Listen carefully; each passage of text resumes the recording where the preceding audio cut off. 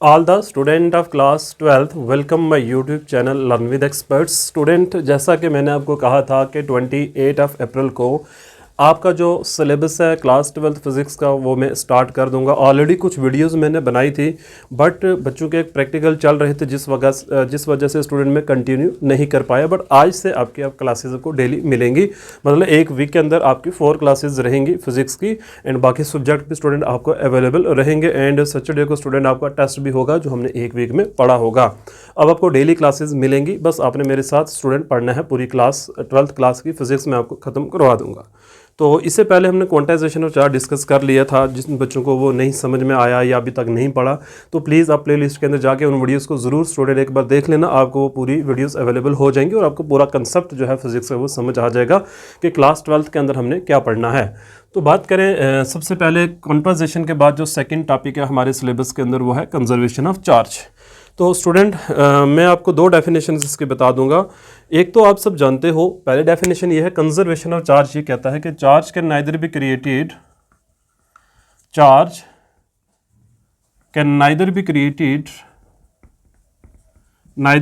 Created nor be destroyed. ना तो हम चार्ज को क्रिएट कर सकते हैं स्टूडेंट, ना तो चार्ज डिस्ट्रॉय हो सकता है, बट एक बॉडी से दूसरी बॉडी में ट्रांसफर हो जाता है। But charge transfer from one body to another. हम सिर्फ चार्ज को ट्रांसफ़र कर सकते हैं बट चार्ज को क्रिएट और डिस्ट्रॉय हम नहीं कर सकते हैं। इस प्रॉपर्टी को हम कहते हैं कंजर्वेशन ऑफ चार्ज, कि चार्ज हमेशा कंजर्व रहता है। ये तो आगे पहली डेफिनेशन। नंबर सेकंड स्टूडेंट आगे इसमें इन एन आइसोलेटेड सिस्टम।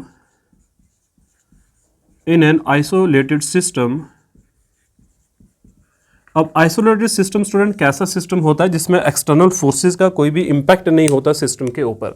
मतलब बिल्कुल आइसोलेट सिस्टम है कि एक्सटर्नल फोर्सेस जो हैं वो ना तो इंटर नहीं कर सकते हैं। चार्ज जो है बाहर है स्टूडेंट वो इस सिस्टम में नहीं आ सकता है, और जो सिस्टम के अंदर का चार्ज है वो बाहर नहीं जा सकता है। मतलब एक ऐसे रूम के अंदर हो जिस रूम का कोई दरवाज़ा ही नहीं है तो स्टूडेंट वो जो रूम होगा उसको हम बोलेंगे आइसोलेट है। जो अंदर है वो हमेशा अंदर ही रहेगा स्टूडेंट, ठीक, और बाहर वाले हमेशा बाहर ही रहेंगे। In an isolated system total charge remains constant। तो ना तो चार्ज क्रिएट होता है ना तो चार्ज डिस्ट्रॉय हो सकता है। चार्ज सिर्फ एक बॉडी से दूसरी बॉडी में ट्रांसफ़र होता है।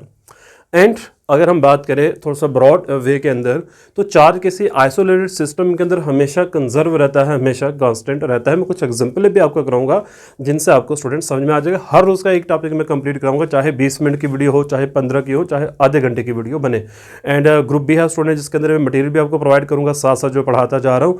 ग्रुप को ज्वाइन करने के लिए आपको डिस्क्रिप्शन के अंदर मैं लिंक प्रोवाइड कर दूँगा, वहाँ से जाके आप ग्रुप को ज्वाइन कर सकते हो स्टूडेंट, ठीक। तो बात करते हैं थोड़ा सा और हम आगे चलते हैं। तो बात हो गई, पहला कंसेप्ट आपको समझ में आ गया, दूसरा भी आ गया। एक चीज़ और यहाँ से चार्ज क्रिएट तो नहीं होता, बट जब भी चार्ज प्रोड्यूस होगा व्हेन चार्ज डेवलप्ड तो स्टूडेंट सिंगल चार्ज कभी भी नहीं होगा। When charge developed always appear in pairs. जब भी चार्ज होगा स्टूडेंट तो हमेशा किसके अंदर होगा? पेयर्स के अंदर होगा। पेयर का मतलब क्या है? अपोजिट पेयर, मतलब पॉजिटिव और नेगेटिव हमेशा साथ में ही आएंगे। एग्जांपल के तौर पे जैसे ए बॉडी से बी बॉडी में स्टूडेंट चार्ज जा रहा है, मान लो ए से बी में इलेक्ट्रॉन्स जा रहे हैं तो यहाँ पे पॉजिटिव चार्ज होगा और यहाँ पे क्या होगा? नेगेटिव। जितने इलेक्ट्रॉन गए उतना यहाँ पे पॉजिटिव, जितने इलेक्ट्रॉन यहाँ पे गए उतना यहाँ पे क्या आ जाएगा? नेगेटिव चार्ज आ जाएगा। तो ये है स्टूडेंट हमारे पास कंजर्वेशन ऑफ चार्ज की डेफिनेशन। बहुत आसान है, हर साल पेपर में क्वेश्चन पूछा जाता है कि define conservation charge with 2 examples. इतने डेफिनेशंस आपको लिखनी है और अभी मैं आपको एग्जांपल कराऊंगा आप साथ में, ठीक है। तो आई होप कि ये कंसेप्ट आपको समझ में आ चुका होगा। चलिए एग्जांपल की तरफ चलते हैं। एग्जांपल्स अभी एग्जांपल में समझाऊंगा स्टूडेंट। इसका जो मटेरियल है ना वो आपको मिल जाए, क्योंकि एवरीथिंग मैं सिर्फ बोर्ड के पे लिख नहीं सकता हूँ हर चीज़ ना। क्वेश्चन ये है कि ग्लास रॉड है आपके पास एक, इस ग्लास रॉड को हम क्या करते हैं? रब करते हैं सिल्क के साथ या वूल के साथ।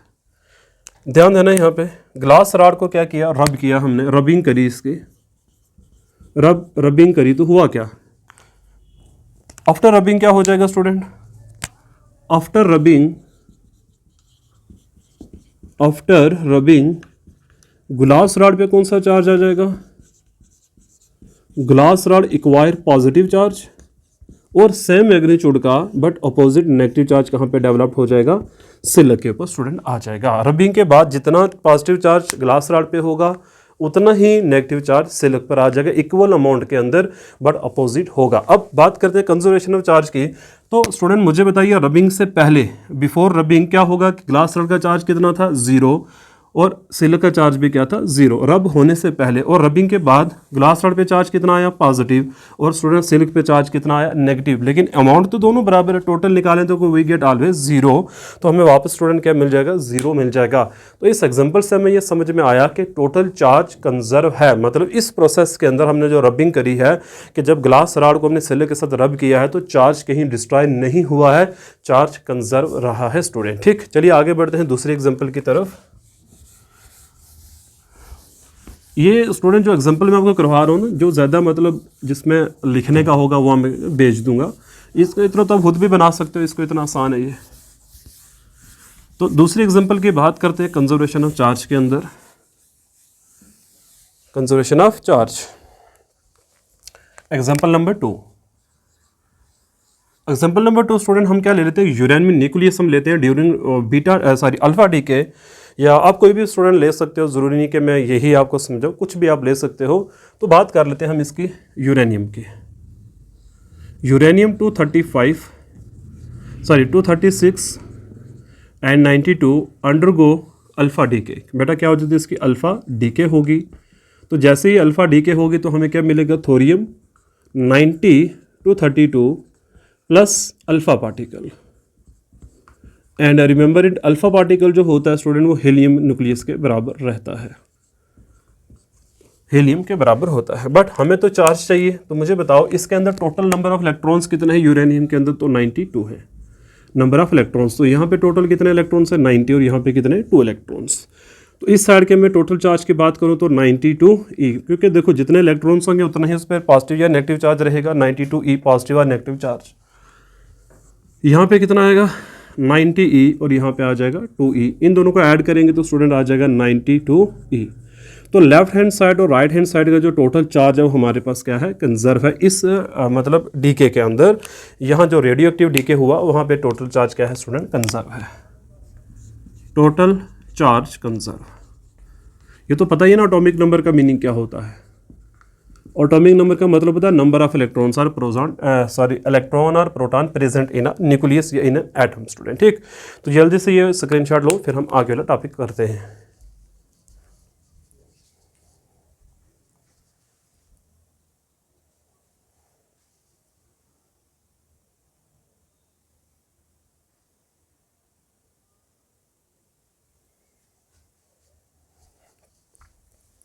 ओके, एग्जाम्पल नंबर 3 देखिए।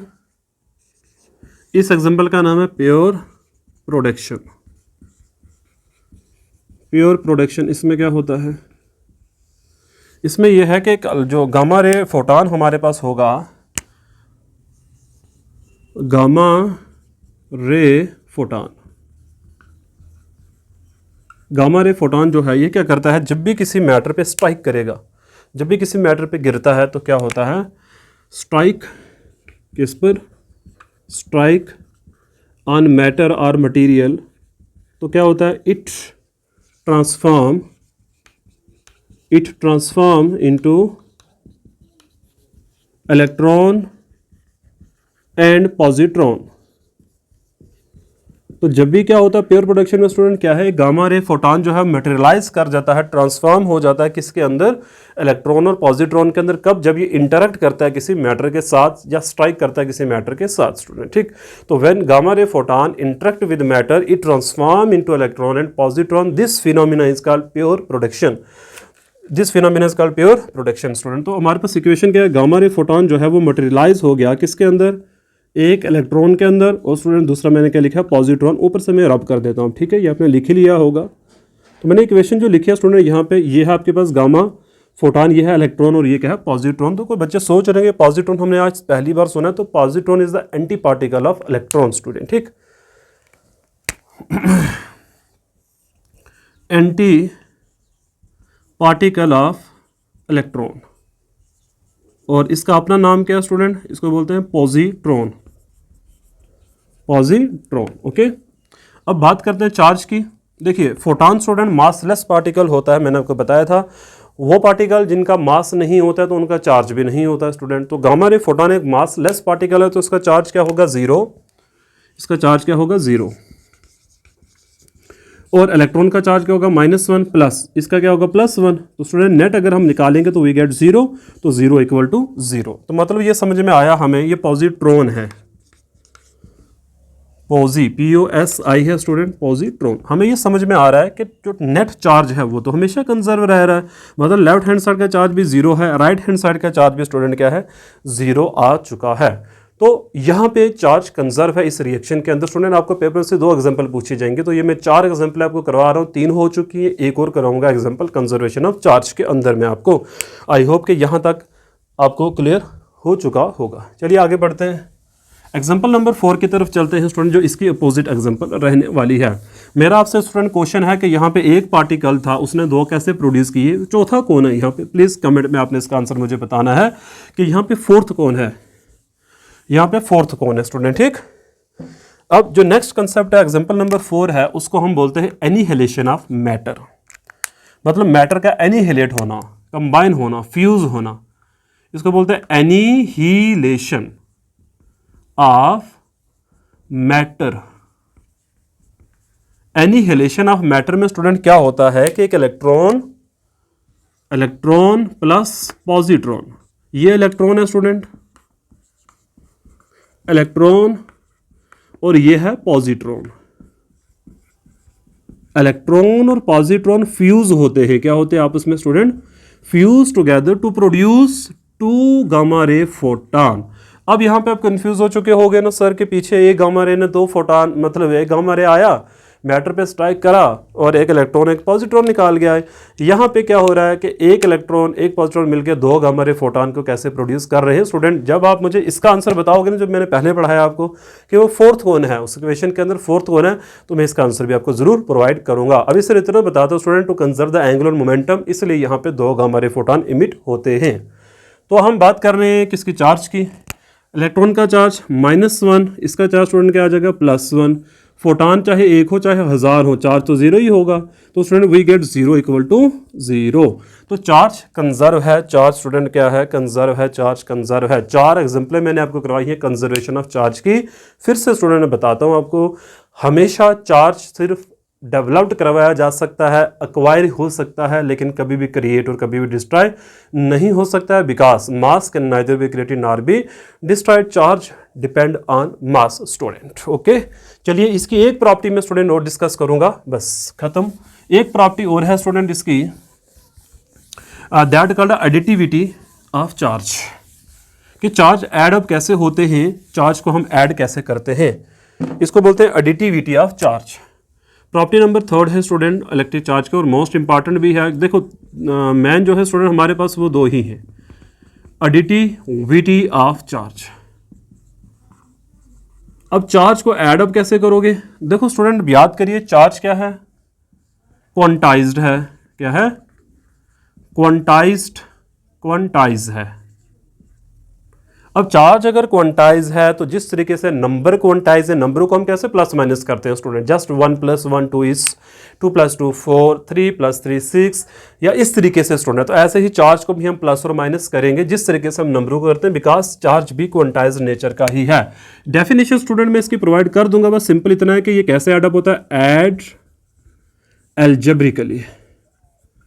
जिस तरीके से अलजबरा के अंदर स्टूडेंट हम एडिशन और सब्ट्रैक्शन करते हैं, वैसे ही हम क्या करते हैं, टोटल चार्ज भी निकालते हैं। इस डब्बे के अंदर स्टूडेंट मैं कुछ चार्ज लिख रहा हूं, and you know that charge को हम कूलम से डिनोट करते हैं, +1 coulomb, +2 coulomb, -3 coulomb and -4 coulomb.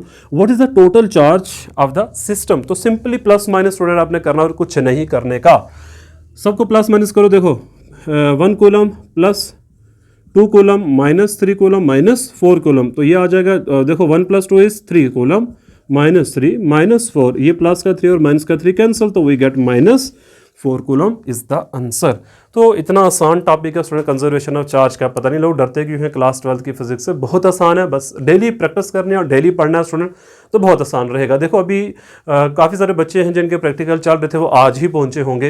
And काफ़ी सारे ऐसे स्टूडेंट्स भी हैं ऑल ओवर द इंडिया के स्टूडेंट, बात करो विद डिफरेंट बोर्ड्स के साथ, तो सिलेबस सबका सेम ही है, एनसीईआरटी ही पढ़ाऊंगा मैं आपको। तो प्लीज़ इससे पहले वाली वीडियोज़ अपने ज़रूर देखनी है स्टूडेंट, ठीक।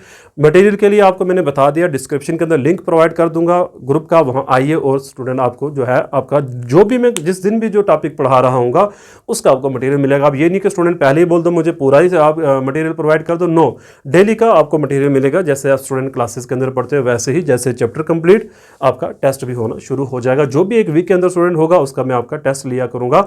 बस तैयारी करनी है स्टूडेंट, और आपने इस बार बढ़िया करना है लर्न विद एक्सपर्ट्स के साथ। Okay, thank you very much for watching my channel.